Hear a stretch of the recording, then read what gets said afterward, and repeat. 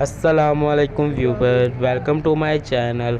आप देख रहे हैं ड्रामा सीरियल मायरी। मायरी के आने वाले एपिसोड में देखेंगे एनी अपनी दादों के कपड़े पैक कर रही होती है और वो सोच रही होती है कि हम इन्हें अनाथ आश्रम दे आते हैं, लेकिन उसकी पुप्पो वहाँ आ जाती है और उसकी पुप्पो उसकी बेइज्जती करते हैं। उससे कहते हैं तुम होती कौन हो मेरी माँ की चीज़ों को छूने वाली। लेकिन एनी उन्हें बहुत समझाने की कोशिश करती है और उन्हें कहती है मैंने और फाकई ने दोनों ने मिलकर फैसला किया है। लेकिन उसके पप्पा कहते हैं आप दोनों इतने बड़े नहीं अभी हो गए कि तुम घर के फैसला करें। और एनी को वो कहते हैं तुम्हें अपने अपने आशिकों की खबर भी है कि वो क्या करता फिर रहा है। लेकिन एनी को ये बात सुनकर बहुत गुस्सा आता है और वो अपनी पप्पा को कहती है अगर आपने मुझे नहीं बुलाना तो ना बुलाएं, लेकिन मेरी बेइज्जती करने की आपका कोई ज़रूरत नहीं है और मैं चाहती हूँ कि आप चुपचाप अपना काम करें और हमारे घर में आप रहने आई हैं तो रहें, लेकिन हमसे कोई उलझने की ज़रूरत नहीं है। और अगर ये बात मैंने फ़ाकर को बता दी तो आपने सोचा भी है वो कितना गुस्सा करेगा।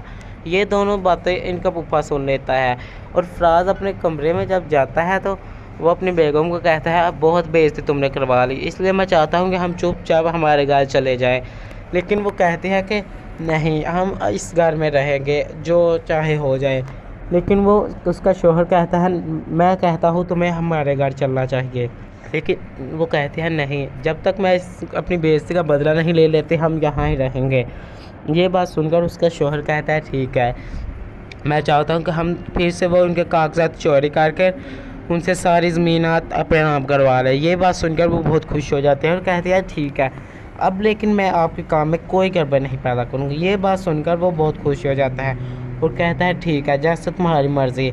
और मैं आज ही ट्राई करता हूँ और सब फ़ाकर को बोलता है कि वो ज़मीनात के कागजात मुझे दे दे, मैं सब कुछ कर लूँगा। ये बात सुनकर वो बहुत खुश हो जाते हैं और कहते हैं ठीक है, जैसे आपकी मर्ज़ी।